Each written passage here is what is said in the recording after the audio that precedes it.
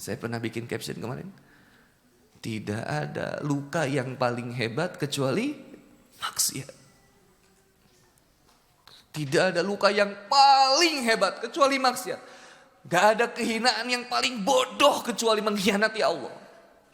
Kan Allah ngelihat masih aja berani melakukan kebodohan. Saya yang bodoh. Astagfirullah, pikir-pikir ya Allah. Malu jadinya sama Allah gitu. Ini teman-teman, nikmat ketika istiqomah. Maka istiqomah ini saya juga belum bisa bilang. Saya suka beratnya gini. Saya nanya ke istri Aijal kemarin di rumah. Pap, kan saya lagi di Balong ya, maaf ya. Saya lagi senang mentafakuri, mentadaburi ikan. Gitu. Saya suka bilang sama teman saya. Suka yang hari lauk sok kehausan. Hari ikan suka haus enggak? Kata aku, ya enggak tuh Ustaz, kan hidupnya di air. Kapannya ikan tidur? Terus kata teman saya, Ustaz tong janten pikirannya Ustaz.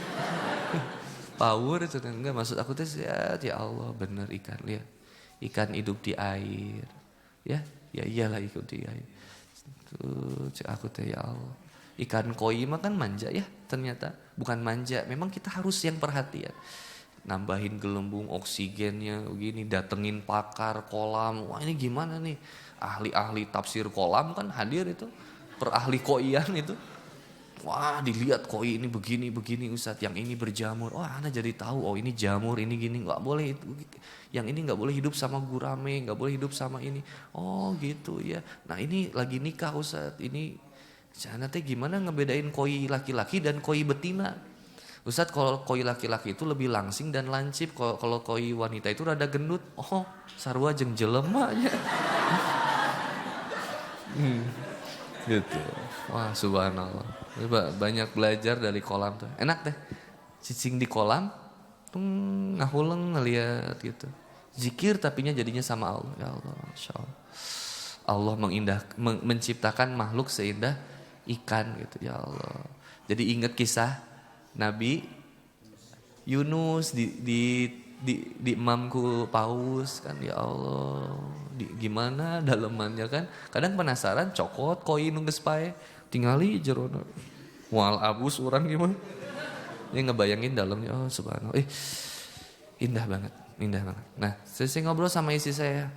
Kata istri saya, Pap temanya apa nanti di Al-Hikmah? Saya bilang, solusi indah untuk istiqomah.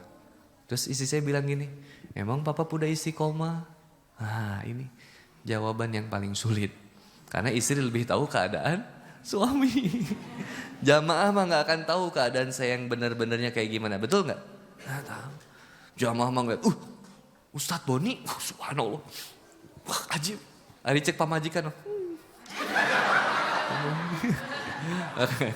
Mungkin gitu ya. Karena istri lebih tahu keadaan aslinya suami. Nah, jangan hebat lah. Makanya saya kalau tausiah ada istri speechless. Ayo tahajud. Pemajikannya. Gitu bro. Aduh subhanallah. Jadi era. Aku misalkan mau tausiah. Ayo. Wanita itu harus dijaga. Jangan dibiarkan menangis. Mungkin gitu ya. Karena istri tahu gitu gimana suami. Kalau udah bunda, kalau udah istri ikut tausiah, itu udah. Ana langsung ya diem aja gitu ya. Pasti bahasannya ringan banget. Jangan lupa sedekah, jangan lupa ya yang biasa kita lakuin aja. Ustadz bagaimana menjaga hati istri agar senantiasa sayang sama suami dan taat kepada Allah. Masya Allah. Tingali pamajikan. Jawab. Hok jawab weh. Jadinya jawabnya teh lah Adri. Saya juga gak tahu. Aduh Masya Allah ya. Masya indah banget. Ini teman-teman. Sebenarnya ada beberapa ayat nih. Tentang istiqomah ya Aijal. Yang mau di notes itu. Tapi teman-teman nanti bisa baca. Itu bisa ditadaburi di rumah. Teman-teman bisa lihat. Salah satunya itu yang seperti biasa. Quran surat Al-Fussilat ayat 30. Itu bisa ditadaburi ya. Yaitu yang innalazi qalu rabbunallah sumastaqamu tatanazzalu alaihimul malaika alla takhaufu wa la tahzanu wa absiru bil jannah. Itu lanjutin sampai ke 30 30, 31, 32. Tadkhulul jannah. Kemudian nahnu auliyaukum fil hayati dunya wa fil akhirah, itu terusin ayatnya. Lalu kemudian Quran surat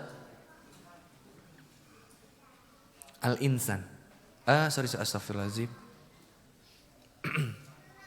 Quran surat Al-Ahqaf, surat 46 ayat ke-13. Ini hampir sama awalannya.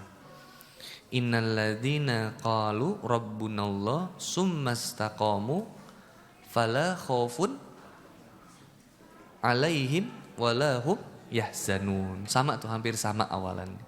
Ya, Masya Allah. Jadi ini yang saya berusaha tadaburi, minta sama Allah.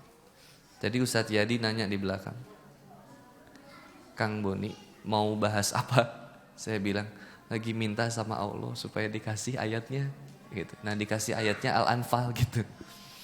Dikasih ayatnya Al-Anfal. Saya juga gak ngerti kenapa dikasihnya Al-Anfal. Kenapa Allah menggerakkan hati untuk saya membaca Al-Anfal aja. Tapi saya lihat Masya Allah, dalam banget gitu. Ternyata kalau ada ahli tafsir pasti ditafsirnya begitu. Masya Allah deh. Ya, teman-teman yang dirahmati oleh Allah, saya kira kita juga gak boleh terlalu malam ya. Teman-teman harus istirahat. Segitu dulu yang bisa saya sampaikan, sehingga kemudian ada pertanyaan.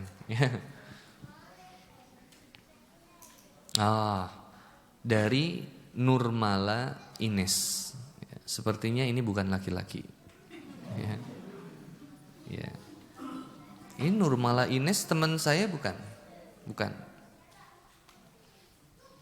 Bagaimana cara memperbaiki iman? Bagaimana cara memperbaiki iman? Berarti rusak. Ya. Ya kan? Memperbaiki iman. Rusak. Quran surat Muhammad ayat 19. Ini awalan. Fa'lam annahu la ilaha illallah. Jadi yang pertama untuk memperbaiki iman itu adalah fa'lam, ilmuilah, ketahuilah annahu la ilaha illallah.